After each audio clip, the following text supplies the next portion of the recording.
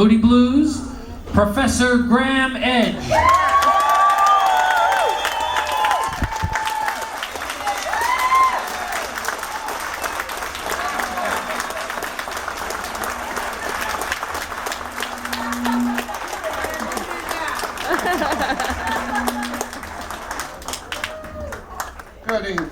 Good afternoon.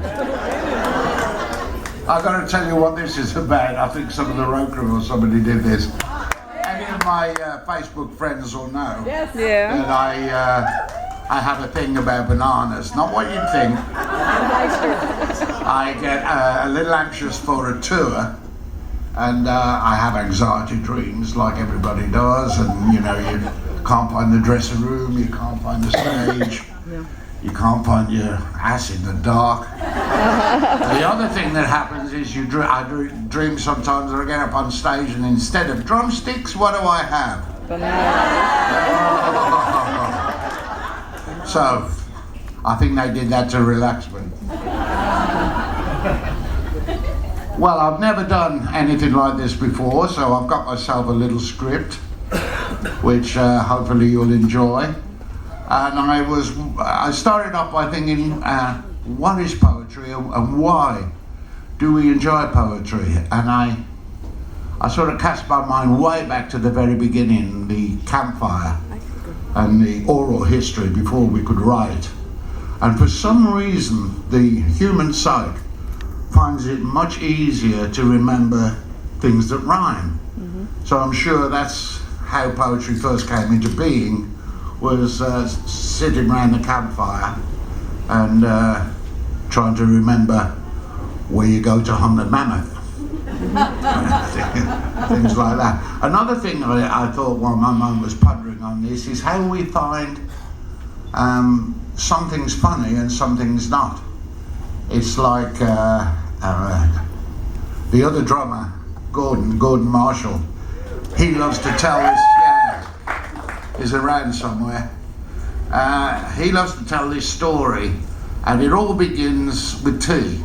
And basically it's about Timothy Tucker,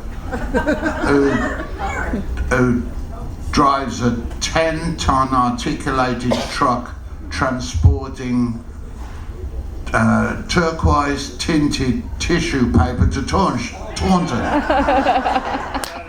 And we find that funny because it all begins with tea. Yeah. But if it was Bert Higgins who drives a lorry carrying baked potatoes to Edinburgh, you don't laugh. Yeah. And why do we find it funny, all those teas?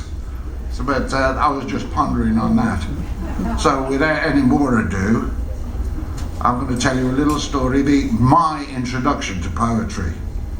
I went to an all-boys school.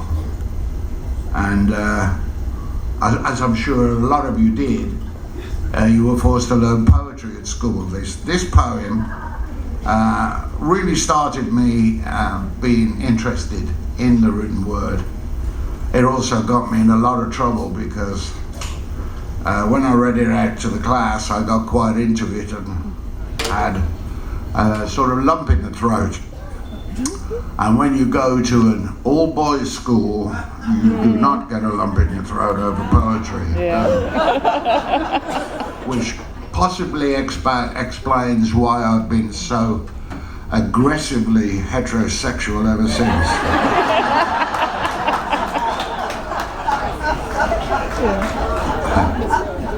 But it's a beautiful piece. It's written by Gray.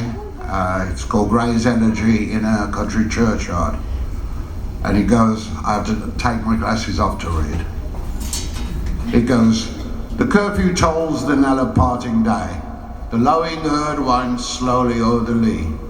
The ploughman homeward plods his weary way and leaves the world to darkness and to me.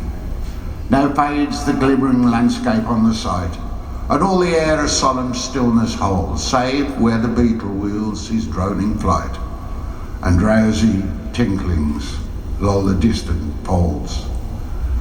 And that from yonder ivy-mantled tower, the moping owl doth to the moon complain of such as, wandering near her secret bower, molest her ancient solitary reign. Beneath those rugged elms that yew trees shade, where heaves the turf in many a mouldering heap, each in his narrow cell forever laid, the rude forefathers of the hamlet sleep. The breezy call of incense-breathing morn, the swallow twittering from the straw-built shed. That's hard to say. The breezy call of incense-breathing morn, the swallow twittering from the straw-built shed. The cock's shrill clarion or the echoing horn no more shall rouse them from their lowly bed. For them no more the blazing hearth shall burn, or busy housewife ply her evening care. No children run to list their sire's return, or climb upon his knee the envied kiss to share. How oft did the harvest to their sickle yield, their furrowed oft stubborn glebe has broken. How jocund did they drive their team afield, and how bowed the wood beneath their sturdy stroke. The boast of heraldry, the pomp of power, and all that beauty, all that wealth e'er gave, awaits alike the inevitable hour. The paths of glory lead but to the grave. Now, I love that poem.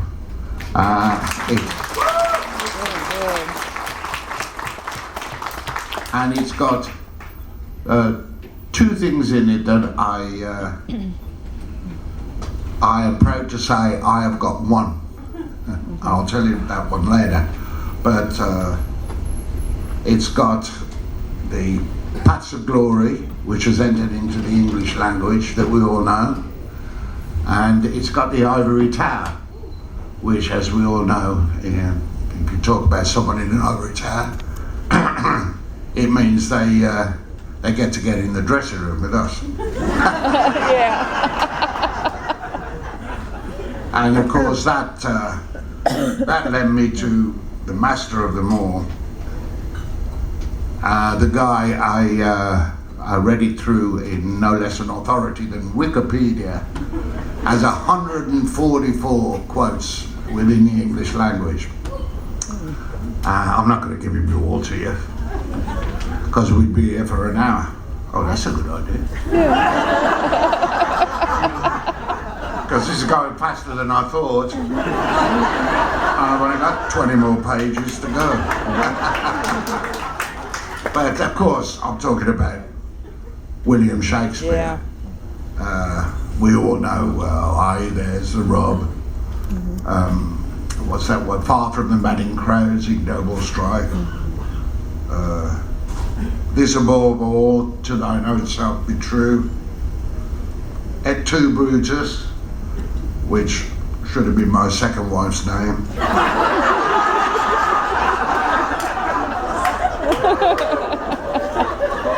Which leads me straight to the course of true love and never runs smooth. You boy, you can say that again. No kidding. And one of his more famous ones, All the World's a Stage, which is a lovely segue. Yes. As an excuse, I'm going to read you All the World's a Stage, and I'm sure you're all familiar with it. And for each age, I picked a poem, one of which is mine.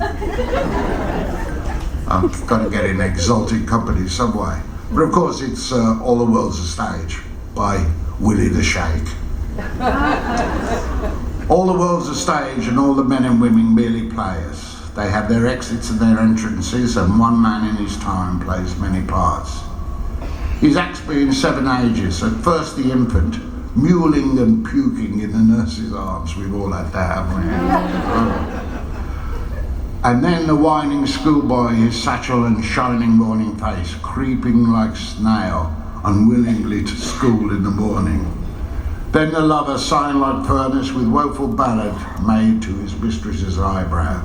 Then a soldier full of strange oaths, and bearded like the bard, jealous in honour, sudden and quick in quarrel, seeking the bubble reputation even in the cannon's mouth. And then the justice, in fair round belly, oh, getting close, in fair round belly and good cape and lined, with eyes severe and beard of formal cut, full and wise saws and modern instances. And so he plays his part. The sixth age shifts into lean and slippered pantaloon, with spectacles and nose and pouch on side. His useful hose well saved, a world too wide, is shrunk and shrank, and his big manly voice turned again to childish treble, and whistles in his sound. Last scene of all that ends this strange eventful history, in second childish and mere oblivion, sans teeth, sans eyes, sans taste, sans everything. Which can be a little gloomy. But you've got to remember, it covers whole life, and all life always has one inevitable ending. And I'm going to go through it, reading to you something that I think is appropriate to each age. And of course, this is where I swing in my own work.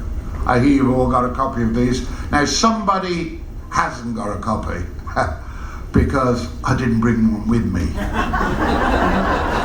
So I had to pinch somebody. So whoever it was didn't get it, come and get it after the show. Here it is. No hiding them under the chair, no. I think she got a little note from me. But anyway, here we are. At first the infant, mewling and puking in the nurse's arms. This is a poem. We turned it into a song, but I write everything. Starting off as a poem, I write for the birth of my son, who is now a strapping young man of 35, and his eyes are level with mine. But here he goes. Little guy with little hands, little eyes, and lots of time. What you gonna be, what you gonna see, when your eyes are level with mine. I'll be level with you. I don't know what I would do if I had to face the things that you got coming down the line. Lots of luck, lots of health, lots of wealth, and little pain. That's what I want for you, but there's little I can do to put you on the gravy train. I'll be level with you, you'll always end up coming through, but you'll find yourself lost in space now and again. But you have to have a world you can live in, not a world where all hope is gone. And as long as we are here together, we'll try to build a home for the free. Filled with pity, not pain, that's loving and sane, not divided by hate and living in spite until it's too late. Life is here, love will come in the end, give it time. There's wonder still to do, and I know you'll find it true, that yours will be bigger than mine. I'll be level with you. There's one thing I hope you will do, and that's tell me about what you're doing from time to time. Aww, that's beautiful. I like that. And then comes the children, the schoolboy. Now I was researching this, and there's so much about children, so many different angles, different aspects. And I tried to get something that was probably common to all of us. And I remembered something I learned as a child. I'm pretty sure you learn it as well in America. And it's blatant sexism. And it's, in my opinion, it's proof of the war on men. But he goes, what are little girls made of? Sugar and spice and all things nice. That's what little girls are made of. And what are little boys made of? Sticks and snails and puppy dogs' tails. That's what little boys are made of. No wonder we need therapy. You're sitting there on your mother's knee looking up with round innocent eyes, and she's filling you full of that, and then later on she's going to teach you to open the doors, let a woman slap you, pay for everything, and stop the war on women. Hold on a second. Did I miss something here?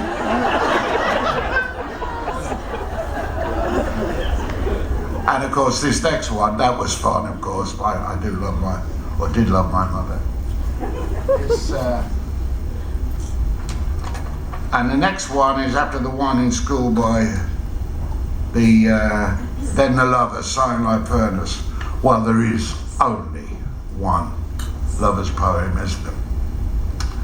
And that's by E.B. Browning, or Elizabeth Barrett Browning. And he goes, how do I love thee? Let me count the ways. I love thee to the breadth. I love this one. I wish I could put it up on the screen so you could read it for yourselves.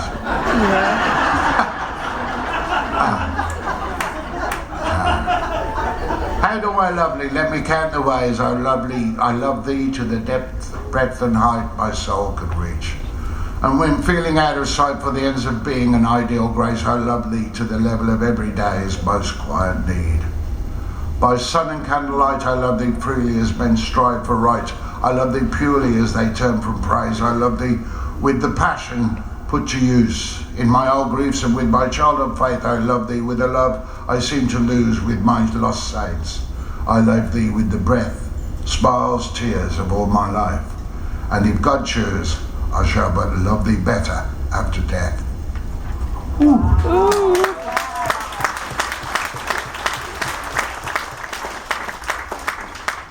And of course, now this one I really like. It comes to the soldier, and we all of us, as all of the males here anyway, hopefully not too many of the women, but we all of us as youngsters wanted to brandish swords and be heroes and do wondrous deeds and face dragons and all manner of things, as long as we could get up from being dead and go home for tea afterwards. So I chose to illustrate the soldier, one of my favourites, by Alfred Lord Tennyson, and it's called The Charge of the Light Brigade. Now, I don't know if you're as familiar with it as we are in England, but it was one gigantic screw-up. What happened, there was this totally unassailable Russian position, a big long valley, guns, cannons all on the side, infantry and cannon at the end.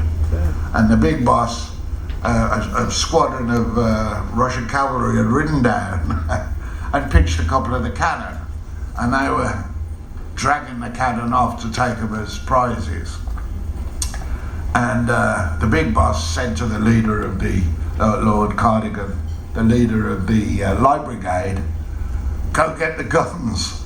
Well, this idiot, instead of going and getting the two guns, goes, and he went like this. Half a league, half a league, half a league. It went better than that. They made it all the way, not like me. Half a league, half a league, half a league onward. All into the Valley of Death rode the 600. Forward the Light Brigade, charge the guns, he said. Into the Valley of Death rode the 600.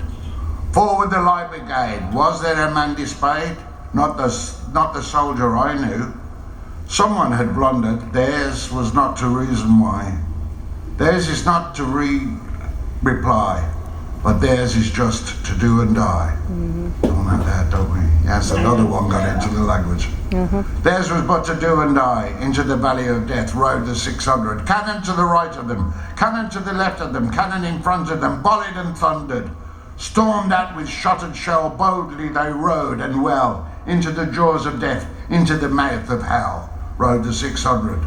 Flashed all their sabres bare, flashed as they turning air. Sabre in the gunners there, charging an army while all the world wondered. Plunged into the battery smoke, right through the line they broke. Cossack and Russian reeled from the sabre stroke. Shattered and sundered they rode back, but not the 600. Cannon to the right of them, cannon to the left of them, cannon behind them volleyed and thundered. Stormed at with shot and shell, while horse and hero fell. They came through the jaws of death, back from the mouth of hell. All that was left of them, left of the 600. When can their glory fade? Oh, what a wild charge they made. All the world wondered. Honour the charge they made. Honour the Light Brigade. Noble 600. Only England could make a victory out of a screw-up like that.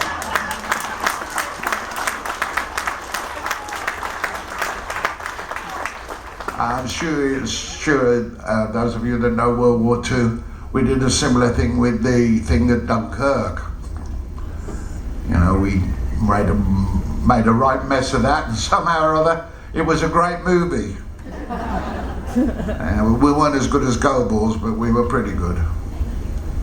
And where we did the charge of the Light Brigade, now this is getting towards into the lean and slippered pantaloon. Let's see if I can find this. This is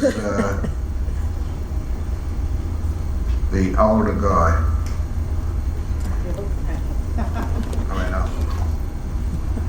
This is another famous poem, I'm sure you all know it. And it's a Welsh poem, which is almost English. And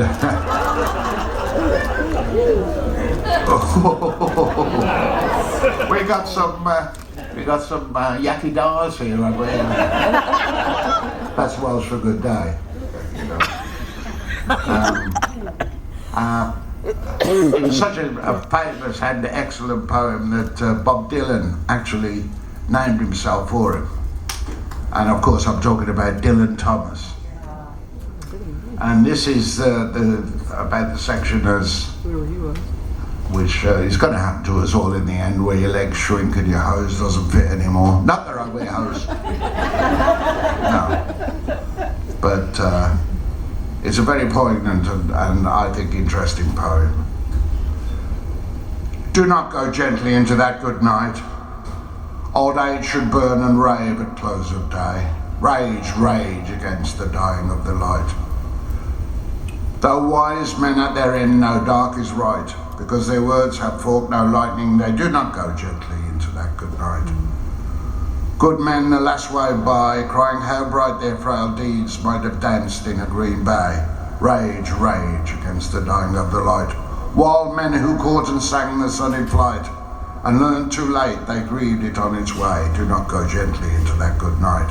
Grave men near death, who see with blinding sight, blind eyes could blaze like meteors and be gay. Rage, rage against the dying of the light. And you, my father, there on sad height, curse, bless me now with your feast tears. I pray, do not go gently into that good night, but rage, rage against the dying of the light. Yeah.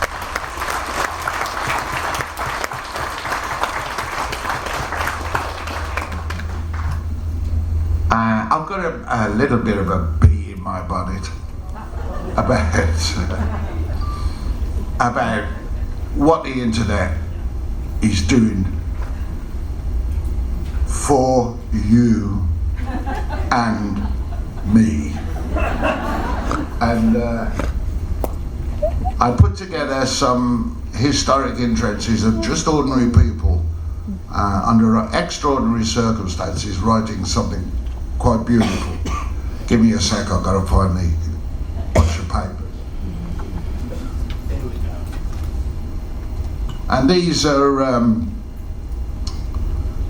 people who stress. I might be sounding a bit morbid because everything appears to be about dying, but the point I'm trying to make is these men, these three men, one from the Civil War, one from World War I, and one from World War II, wrote these beautiful words. A, because they were taught how to write English.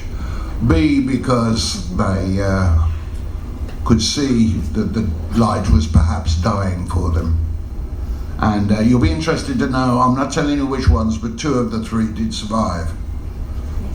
But the thoughts and the feelings, we should take something away from it, because